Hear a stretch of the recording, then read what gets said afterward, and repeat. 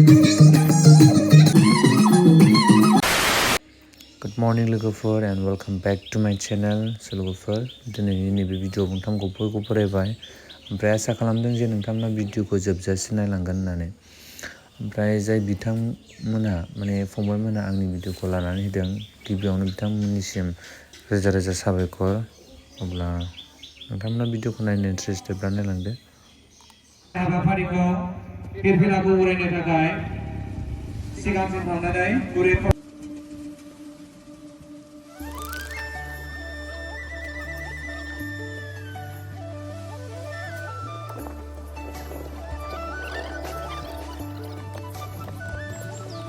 गेरेमसो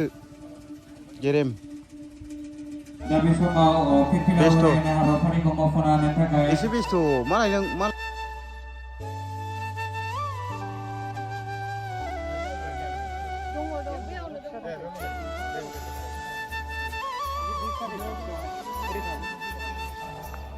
सारखौहाय सुंद' बिबुंथि लाखिनो थाखाय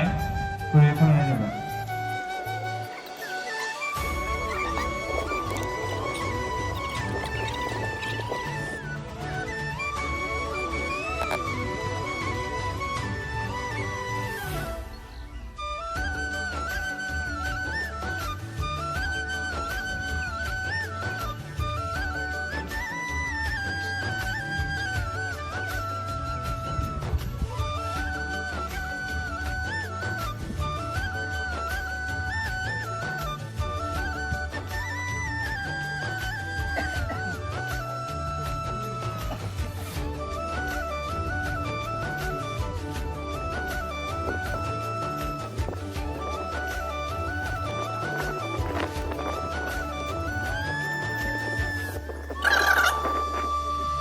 गांसे आर'नाइजों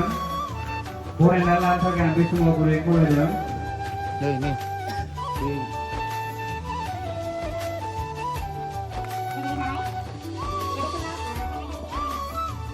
गोजोननाय थाबाय आदानिसिम दा बे समाव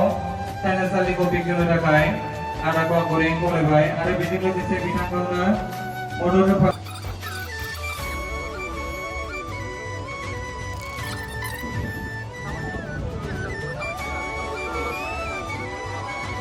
दा बे हाबाफारिखौ मावफुंनानै होलांनायनि थाखाय गासैसिमबो दङ हारिमुआरि गेवलां मोसानाय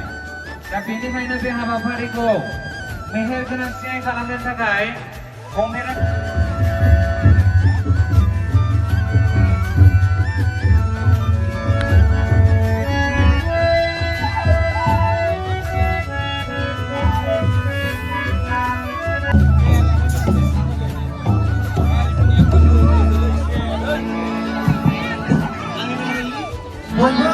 जाहाथे लाइनाव गिदिंखायो मोनसेल' लाइनाव गिदिंखायो फारफ्रोमबो गामिफोरखौ बेयाव मोनसे लाइन गिदिराव गसङो गसङो दा मोनसे लाइनाव लाबायबाय सिंगल नंगौ बेखौ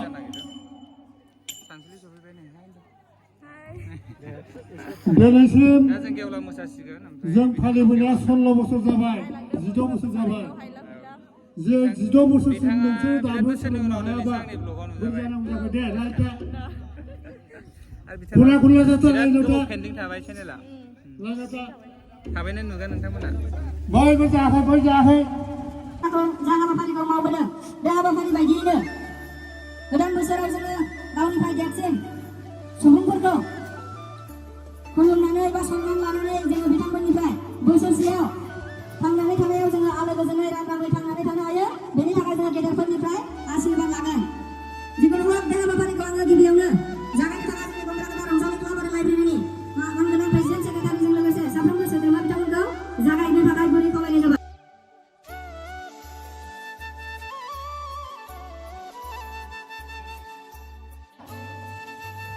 सफैजोब्बाय दे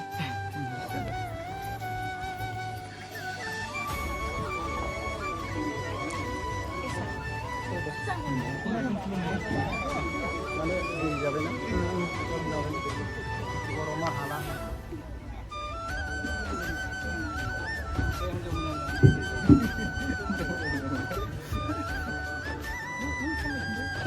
जादों नामा? बिराद गोबावनि उनाव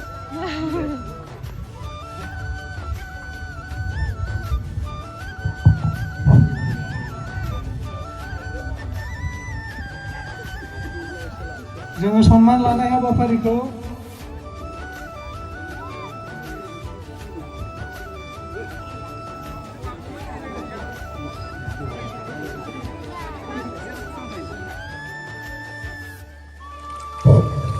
गोजोननाय थाबाय बिनानावमोननिसिम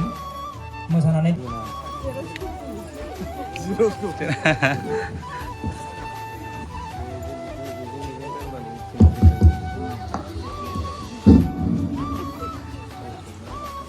गिबियावनो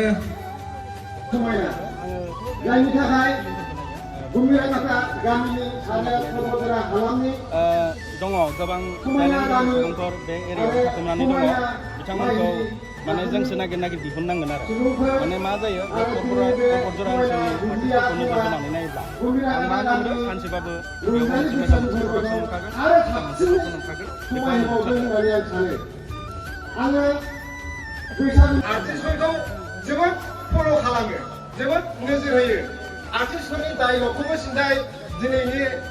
लाइमोन सेंग्रा सिख्लाफ्रा सोलोङो गाननाय जोमनायखौ सोलोङो आखल आखुखौ सोलोङो अब्ला जोङो जाहाथे जोंनि लाइमोनफ्रा मोजां गुनखौ लाथों अब्ला जोङो मोजां आखुखौसो जोङो जोंनि सावथुननि गेजेरजों जों दिन्थिनांगोन बा जों लामा सामायाव जोङो गिदिर गोलावफोरखौ मोजां बेबहार दिन्थिनांगोन अब्लानो बैसोरबो जोंनिफ्राय सोलोंलांगोन दा सासे एक्टर जानाया सासे एक्ट्रेस जानाया गिदिर खोथा नङा सासे महरगिरि जानाया गिदिर खोथा नङा महरा मोजांबानो एक्टिं रोंबानो एक्टर बा एक्ट्रेस जानो हायो बा महरगिरि जानो हायो नाथाय रायलायनायाव मोसानानै दिन्थिलांदोंमोन जानो हागौ सोरबा सोरबा बिराद मोजां मोसादों बयबो मोजाङैनो मोसादों नाथाय जोंहा बिजिरगिरिफोरासो पइन्टनि खोथा थाबाय